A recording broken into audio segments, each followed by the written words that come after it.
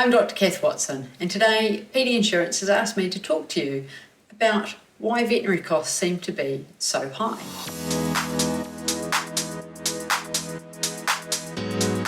The first thing I'd say to that is that they're really not, certainly not relative to our own human healthcare costs. And part of that's because we never really see the costs of human healthcare. It's covered by our taxes, government pays. Even if we have to pay a surcharge to it, we don't get to see what the true costs are. And the big thing to understand is that your local veterinary clinic is actually set up to do what in the human health world would be the equivalent of being your GP, your dentist, your local imaging centre, your local laboratory, your ER, as well as any surgical suite that you might find in a hospital. So we're talking about full medical facilities available in each individual location for a veterinary clinic, as opposed to what we have in the human health world, where we have lots of different specialists in different areas that we go and see, and then one big hospital for all of those emergency, surgical, specialist imaging, all those sort of services. So you can expect that the veterinary business that you are going to has had to spend a significant amount of money on the equipment that is there. And then obviously they also have to keep up to date with that equipment, they have to maintain it and all the rest of it.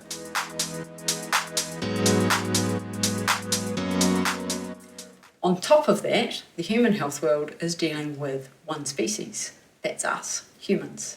In the veterinary health world, we're having to deal with, most commonly, cats and dogs, but also rabbits and birds and mice and rats and guinea pigs. And these are all different sizes, they have different metabolisms, they have different physiology, so therefore they have different needs, not just on the medicines that we use, where some medicines are not suitable for use in some animals, but also the materials and equipment that we use. So in humans, sure, we have babies to some very tall people, but when you're comparing the difference between a mouse and a Great Dane, the equipment used across there is quite significant. And often those materials are quite different. So when we're talking about anaesthetics, usually under anaesthetic we'll put a tube down the throat of the animal to help maintain the respiration. So we have to have the full range of tube sizes for all animals.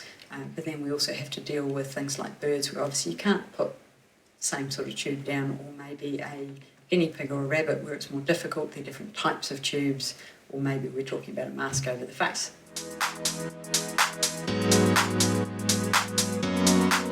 So there's all those equipment costs, but on top of that, as a veterinarian, it takes you 5 years to train. For veterinary nurses, it's usually 2 to 3 years. And I think there's significant misconceptions there about what vets and veterinary nurses are paid. It's much lower than most people would expect. And around 20% of the bill that you are paying for your veterinary care actually is covering those staffing costs, so that the costs of the people that are actually treating your animals. So next time you want a discount on your bill, just understand that actually very little of that bill is paying the people that are doing the work. There's also the ongoing continuing education costs. So you want the vet or the vet nurse that you are seeing and talking to be up to date with the latest information. That means they need to do ongoing training. Sometimes that training is not available in New Zealand, but even if it is, there's usually travel costs associated with it. The cost of the education itself is not cheap. So all of those costs add up. On top of that, obviously here in New Zealand, as we were reminded multiple times, we're a fairly isolated place, so transport costs to get stuff here is usually more significant. It also means the availability of certain things can be more difficult, and that ends up increasing the costs. It also means for specific tests, we may have to send stuff away overseas, so there's more shipping costs involved with that. And then you've got exchange rate costs as well. So all of these things start adding up. The biggest cost, generally, that maybe people don't really take into account is actually still just routine care for your animals. So that's feeding costs, bedding costs, preventative health care, flea, worm treatments, vaccinations, that sort of thing.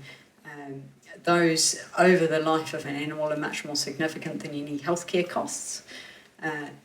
fully understand that it can be a shock to get a bill for a certain procedure, but please make sure you ask your vet every time to give you an estimate so you know what to expect.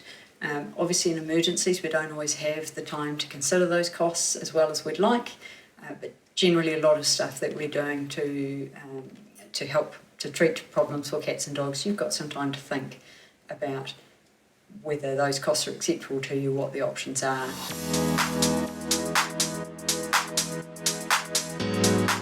I would strongly encourage you to get pet insurance to help cover those costs. It helps take some of the stress out of those financial decisions as well, and hopefully some of the shock out of the bill. But the reality is doing your research beforehand to understand what you're likely to be up against when it comes to the common health problems to expect in your particular breed or species of animal, so you know in advance what you might have to expect, maybe worst case scenario, maybe best case scenario.